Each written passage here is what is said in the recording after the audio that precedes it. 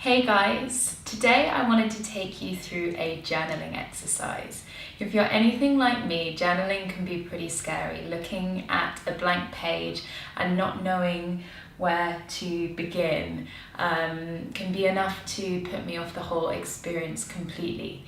But something that I have been introduced to that I find really useful is journaling prompts. So where you find or are given ideas about what to write about.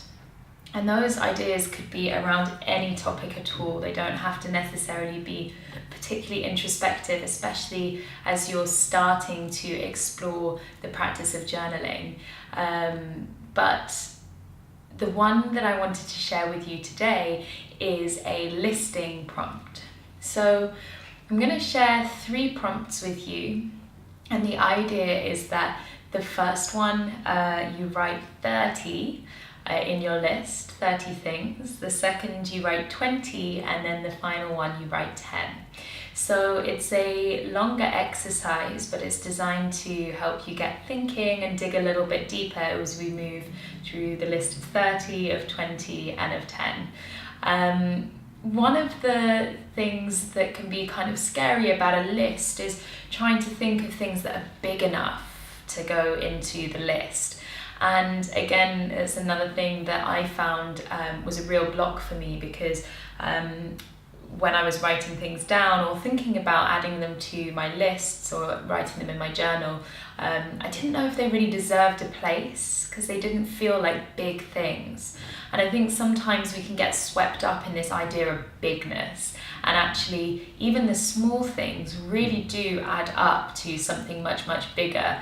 And just acknowledging the small things can start to put us on that path of developing those kind of the bigger understandings, or the idea that those little things add up together to become something much, much greater than just the sum of their individual selves.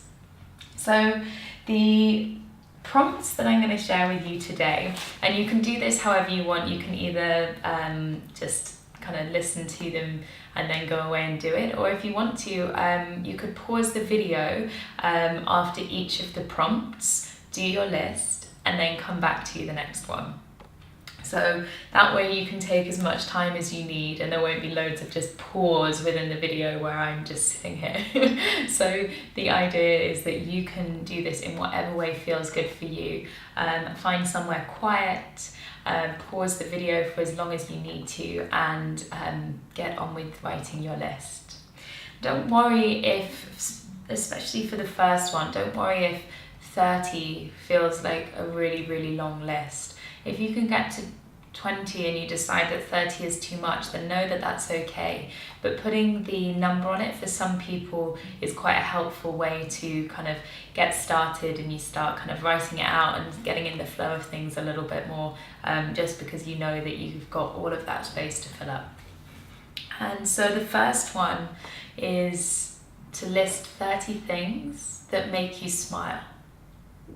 So just 30 things that make you smile. It could be big things, they could be teeny tiny things. But just writing a list of 30 things that make you smile. And then when you've written your list of those 30 things that make you smile, you're going to come on to 20 things that you are proud of. And for me, this is a really challenging one, to write 20 things that you're proud of, because a lot of us are conditioned to kind of suppress some of our achievements or not to celebrate our successes.